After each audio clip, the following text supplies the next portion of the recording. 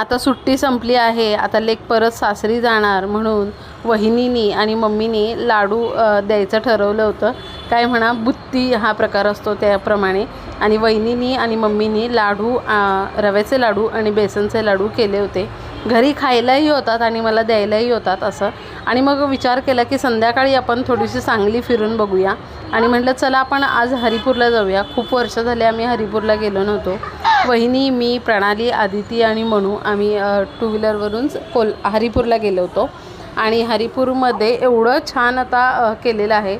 संगमेश्वराचं मंदिर आहे आणि हरिपूरचं जे संगम आहे तिथं छान असं बसायला वगैरे केलेलं आहे. सूर्यास्ताच्या वेळेला खूप छान वाटतं. तुम्ही नक्की एकदा हरिपूरला जा. आणि इथं वारणेचा आणि कृष्णाचा संगम आहे, तुम्ही तो नक्की एकदा बघा. आणि आम्हाला संध्याकाळी साधारण 6 वाजले होते. सूर्यास्ताच्या वेळेला आम्ही गेलो होतो. छान असं बसायला तिथं सोय वगैरे होती, भेळ वगैरे होती. आम्ही ते एन्जॉय केलं आणि सांगलीचा हा लास्ट दिवस सेलिब्रेशन केला. आणि आता सकाळी माझी 9ची ट्रेन होती. आत्तू आता सकाळी निघून जाणार म्हणून प्रणालीला खूप वाईट वाटत होतं. मांडीवर डोकं ठेवून अशी शांत बसली होती. चला भेटूया नेक्स्ट ब्लॉगमध्ये.